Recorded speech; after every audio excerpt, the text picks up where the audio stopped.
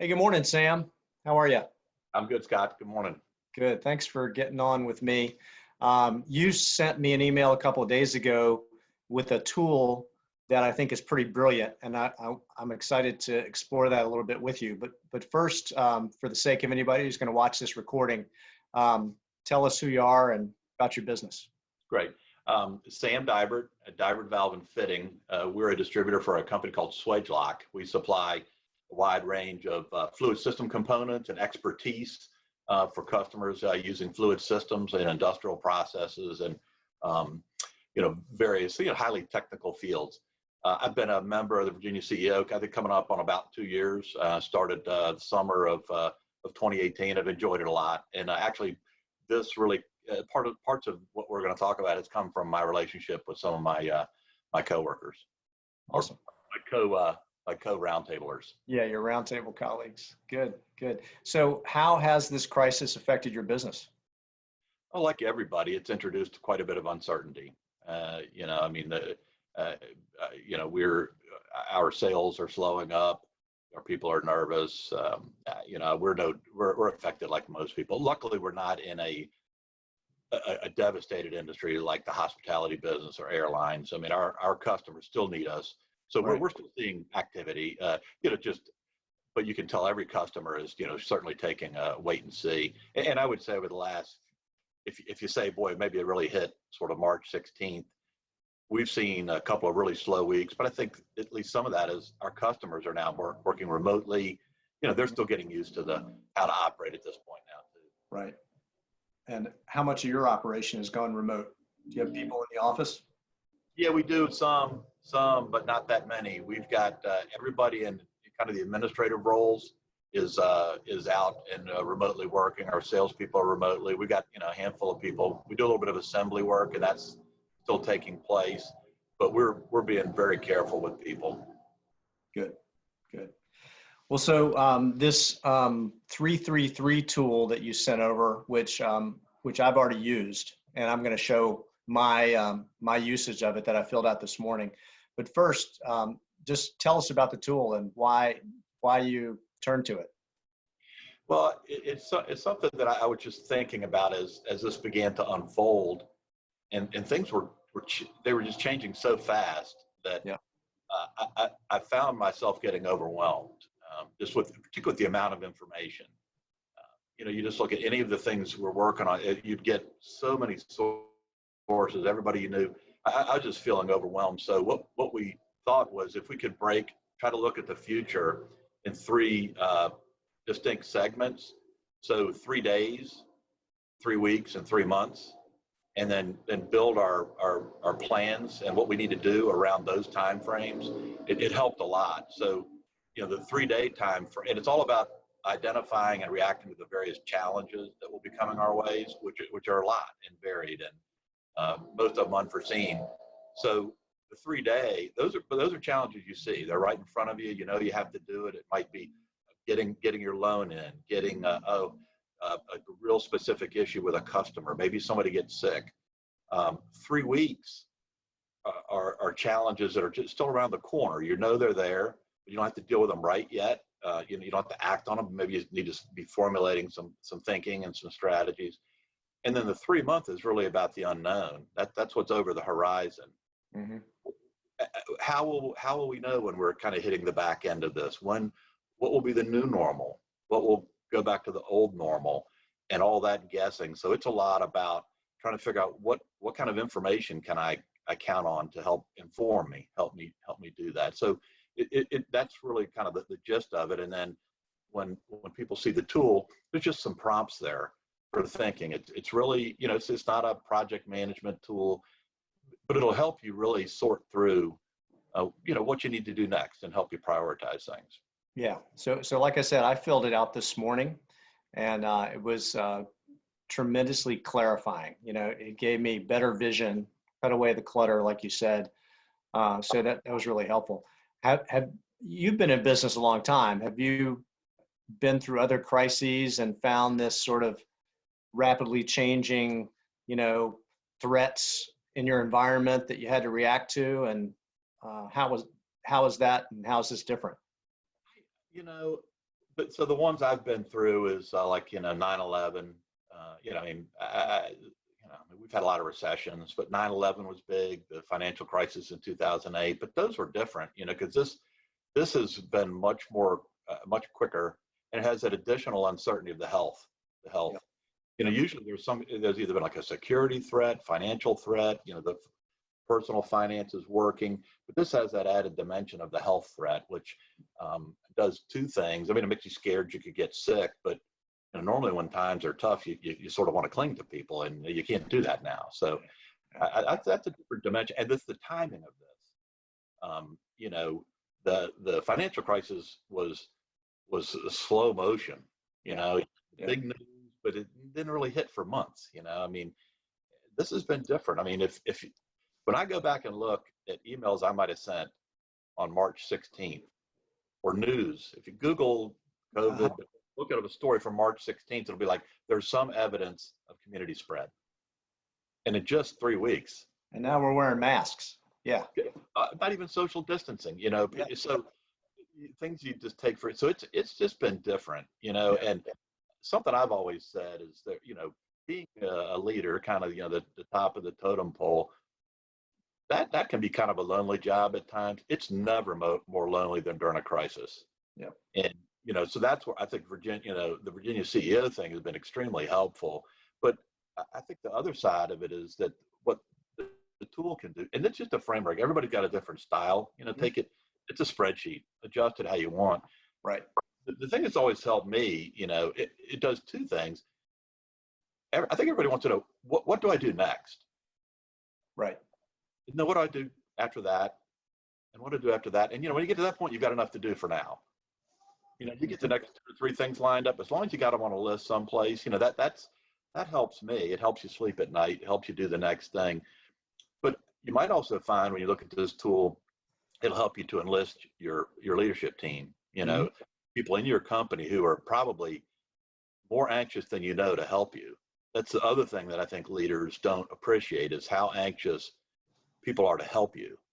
They have empathy for you. They don't normally have empathy for you, but they do have some now. So they count on that. And so I think it's like, hey, Bill, Cindy, this is something you can do. And they're also going to recognize a lot of things that you don't recognize. Yeah, You get probably a lot clearer, more courageous communication now from your leadership team, and you should encourage that. Yeah. But this one feels different. I don't know in the long run if it'll be any worse, but just the quickness, how quickly it's unfolding, and the health thing, which has got everyone really scared, rightfully. Absolutely. So. Well, let me show you the simple tool that Sam so generously shared here. I'm going to share this on the screen so you can see it. And again, I filled this out this morning, and I didn't fill it out completely because I didn't really have any thoughts on it. I guess that's okay. Just sort of like in our roundtables where you fill out an update form, you may not have a response in every space. But I like the 3-day view, is like Sam, you said, is stuff you can see. It's right in front of you. So for me, communicating with my staff and our members is crucial. And we've come down to, in both cases, it's daily communication. I'm not going to wait a week to communicate with the membership. And the interesting thing about communicating with my members, which are people like you, Sam, or CEOs of small and mid-sized companies, is like you said, it's so fast moving. They're not thinking about next week.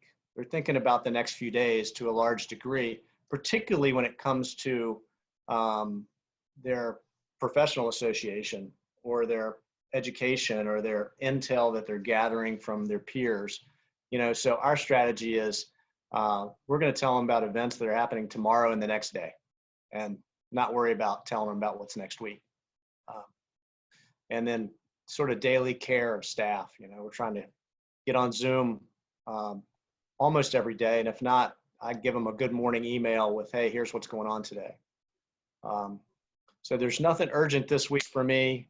But certainly last week, there was a lot of urgency for Sam, for you, and all the other CEOs around let's get this PPP loan figured out and get that application in as soon as it could possibly open, right? Yeah, definitely. So you have any other thoughts on this first sort of 3-day ban?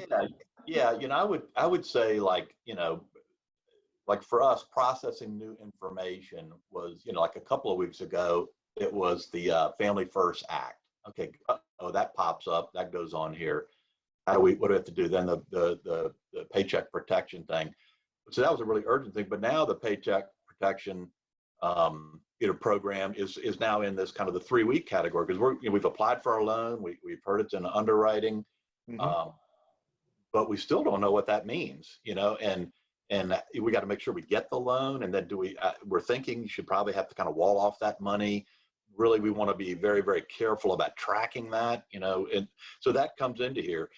For you, processing new information might be a kind of a prominent, well-known member gets sick. For example, what if, a guy like Mark Creary gets sick? Yeah. What if you get sick? Let's say the governor comes out, boom, now we're going to like total lockdown. Those are the kind of things that, so how are we going to react to that? Because again, the first part, there's no planning part to that, right? Because it's just the next couple of days, you're just going to react, right? Right. That's like when you touch a hot stove. There's not a lot of thinking, Right. If you look at the next one, it's some of the things that you sort of hear about in that 3-day window might sort of fall over into, okay, this is something we're going to have to deal with the next 3 weeks. So that's, really looking at, there's known challenges out there. We're going to have to do our loan, get the loan signed, do whatever that is. We've got some big deadlines coming with a customer. Probably most of us in that category would be about why we're going to see sales go way down, or inquiries or leads, whatever is kind of the canary in the mine for you. That's going to happen. I think we all know that the news is going to be bad. There might be some good news, like it's leveling off, but there's a lot of people there's going to be a lot of bad news. And so how do I counteract that with my people? How do I, so, and then the 3-month is really, so that's really, it's kind of over the horizon. I mean, what might it look like in a few months? What do I need to do to build resilience and agility for my business and for the unknown? So that might be about how would I, if I have to, how would I think through staff reductions, pay reductions, things like that. Really do some significant financial, the middle part, forecast, some really significant financial modeling. What can you stand in the way of a downturn? How will you deal with it? What are those scenarios? And then get, the final one, get your crystal ball out. What do you think it's going to look like? Back to the one in the middle. What research can you do that can give, the forecast of best, worst, and probable. What news information can you look to track that? Does your industry have things you can look at so you can be informed, not just looking at today's news, but what's happening, and then aligning with the new normal? We're all trying to guess, is this the way we'll always do business? What will return to the way it was? What will be new?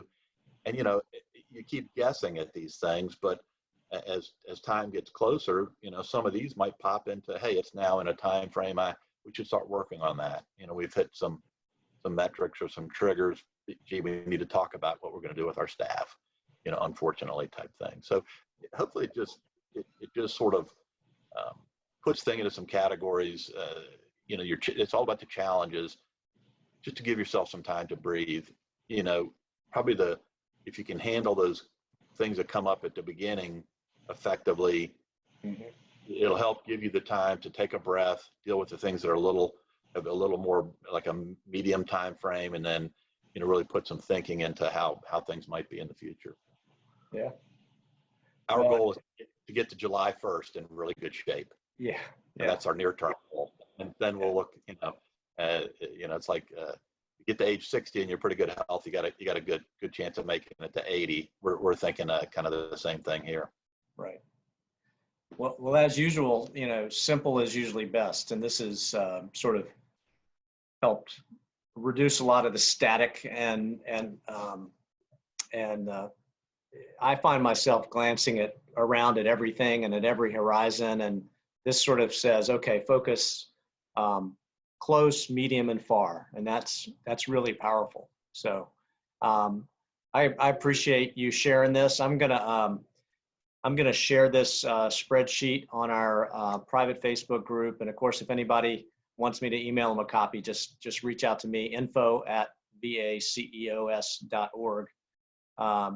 And Sam, you'd offered that if somebody could use a little counseling, you might be available occasionally too. Yeah, But happy to.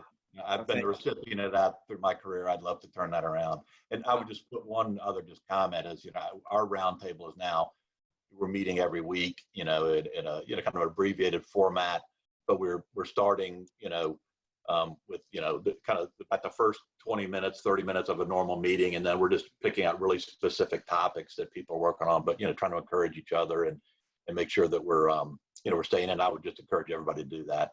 And get your a Zoom master so you can get. yeah, But I've felt it's been really good getting to see everybody and talk to everybody, and I think the feeling is likewise among our roundtable. So yeah, like you said, this is moving so fast. Once a month is an eternity. So it's great that y'all are getting together once a week.